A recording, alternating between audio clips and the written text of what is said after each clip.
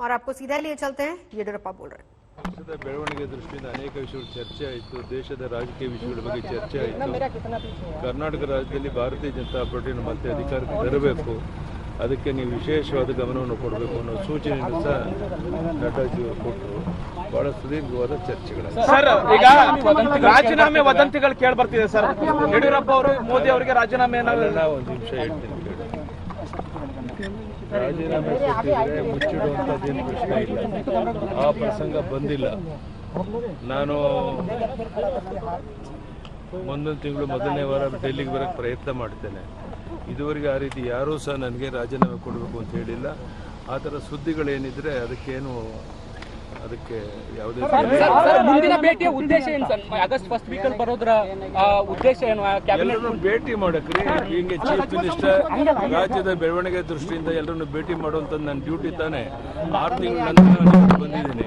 ಈಗ ತಿಂಗಳಿಗೊಮ್ಮೆ ನಾವು ಬರಬೇಕಾಗುತ್ತೆ, ಬಂದು ಇಲ್ಲಿ ರಾಜ್ಯದ ಅಭಿವೃದ್ಧಿ ಬಗ್ಗೆ ಚರ್ಚೆ ಮಾಡಿ ಅದಕ್ಕೆ ಕ್ಲಿಯರೆನ್ಸ್ ತಗೊಂಡು ಹೋಗಬೇಕಾಗುತ್ತೆ. ಆ ದೃಷ್ಟಿಯಿಂದ ನಾನು ಮತ್ತೆ ಬರ್ತೇನೆ.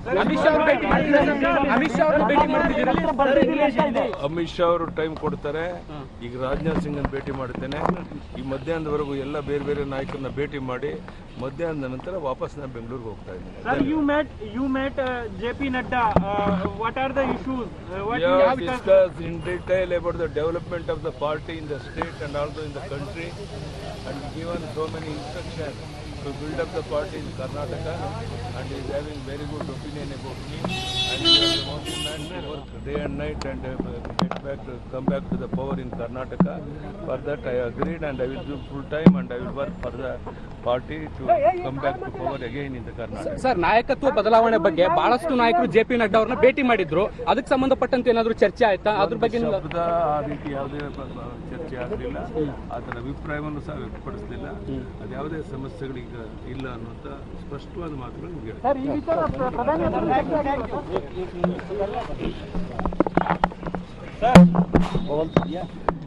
मेरे साथ जुड़ चुके हिमांशु मिश्रा मेरे साथ इस वक्त मौजूद है, साथ ही नागार्जुन मौजूद है। हिमांशु, पहले आपके पास आना चाहूंगी, मुलाकात हुई, क्या बात हुई? देखिए, मुलाकात जरूर हुई है, कुछ इश्यूज पे है। येदियुरप्पा, क्योंकि एक चीज तो कह सकते हैं कि वो 78 ईयर से ऊपर के हो चुके हैं। पार्टी नेतृत्व जरूर चाहता है कि येदियुरप्पा की जगह किसी और को मुख्यमंत्री बनाएं, लेकिन जिस तरीके की येदियुरप्पा की राजनीति रही है, जिस तरीके से वो कहा जा सकता है कि उन्होंने सेल्फ सेंट्रिक कर्नाटक के अंदर राजनीति की है। उनके धुर विरोधियों ने कई बार चाहा कि वो हटें। ये इस बार नहीं जो है नवजोत, 2008 से 11 के बीच में उनको 11 में हटाया गया। उसके बाद सदानंद गौड़ा आए, जगदीश शेट्टर आए, मुख्यमंत्री तो बने हैं, लेकिन येदियुरप्पा की चॉइस के बने हैं। अब देखना यह है कि पार्टी कैसे नेगोशिएशन करती है।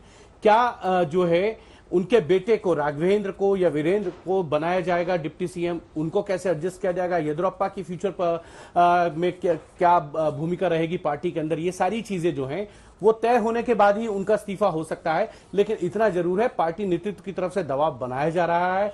अब यह देखना है कि कब जाकर वो इस्तीफा देंगे, क्योंकि येदियुरप्पा से इस्तीफा लेना बहुत आसान नहीं रहा है। हमने 2008 से 11 के बीच में देखा, तमाम रेड्डी ब्रदर्स से लेके अनंत कुमार के लिए कहा जाता था कि वो येदियुरप्पा के खिलाफ हैं, और कई विधायकों ने परेड की येदियुरप्पा के पक्ष में भी और खिलाफ में भी। तो उस वक्त भी काफी मशक्कत करनी पड़ी थी पार्टी को, और येदियुरप्पा ने 2013 में पार्टी छोड़कर एक अपनी अलग पार्टी बना ली थी, और उसका नुकसान बीजेपी को 2013 के विधानसभा चुनाव में हुआ था। अब जब 2014 में प्रधानमंत्री नरेंद्र मोदी ने नेतृत्व संभाला, तब येदियुरप्पा पार्टी में वापस आते हैं, पार्टी को बड़ी विक्ट्री मिलती है। 2014 के चुनाव में, 2018 के चुनाव में पार्टी सरकार नहीं बना पाती है, लेकिन एक साल बाद सरकार बनाती है कांग्रेस और जेडीएस के विधायकों को तोड़कर या वो छोड़कर आते हैं और ज्वाइन करते हैं। लेकिन येदियुरप्पा का जो वोट बैंक है वो है लिंगायत, और इस वोट बैंक के बिहाफ पर बीजेपी वहां पर ताकत में है, सत्ता में है, और येदियुरप्पा के बिना जो लिंगायत लीडर है वो बहुत ज्यादा जो है येदियुरप्पा से बड़े नहीं हो पाए, येदियुरप्पा के सामने फल फूल नहीं पाए। तो ये पार्टी की एक समस्या जरूर है। पार्टी संगठन में जरूर चाहती है कि येदियुरप्पा को बदला जाए, क्योंकि जिस तरीके का कैबिनेट विस्तार हमने देखा जिसमें औसत एवरेज जो है 58 ईयर है, जिसमें 50 साल से 14 मंत्री जो है वो कम उम्र के हैं। तो एक एज फैक्टर तो जरूर है, क्योंकि बीजेपी ये बात मान के चलती है। बिल्कुल हिमांशु, में लौटती हूँ जरा एक हलचल, क्योंकि हलचलें इस दौरे के मायने क्या निकाले जा रहे हैं और क्या सियासी हलचलें वहां पर है, नागार्जुन आपसे जानना चाहेंगे।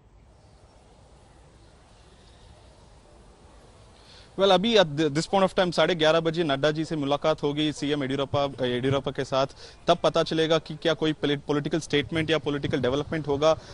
कर्नाटक में जो एमएलएस और विधायक बात कर रहे हैं कि वो काफी सारे एंटी येडियुरप्पा कैंप में जो बातचीत हो रही है वो बोल रहे कि इस्तीफा दे देंगे इस हफ्ते। एंड प्राइम मिनिस्टर के साथ जो बातचीत हुआ इसी के बारे में बात हुआ है कल, और नड्डा जी ऑफिशियली कम्युनिकेट करेंगे। बट अभी तक ऑन रिकॉर्ड जो सीएम ने बोला है कि इस्तीफा नहीं दिया है, किसी ने मुझे इसके बारे में बात भी नहीं हुआ है, ना पीएम ना एचएम किसी ने मुझे इस्तीफा देने के लिए बोला है। बिल्कुल, लेकिन नागार्जुन नए मुख्यमंत्री अगर रिप्लेसमेंट होता है तो किसका नाम फिलहाल रेस में आगे चल रहा है?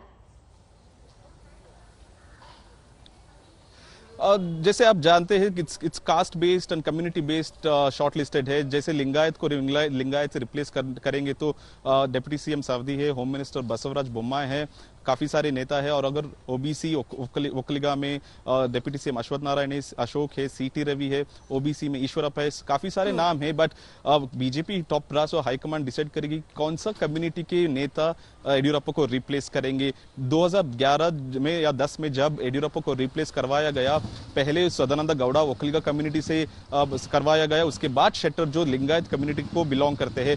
इस बार भी क्या यही फॉर्मूला वर्क होता है वो अमित शाह और प्रधानमंत्री मोदी डिसाइड करेंगे, तय करेंगे। बट अभी तक कम्युनिटी बेस्ड का लीडर्स का शॉर्टलिस्टिंग हुआ है, बट आखिरी नाम अभी तक शॉर्टलिस्टेड नहीं है। आखिरी नाम शॉर्टलिस्टेड नहीं है, नजर बना रखिए हिमांशु आप भी।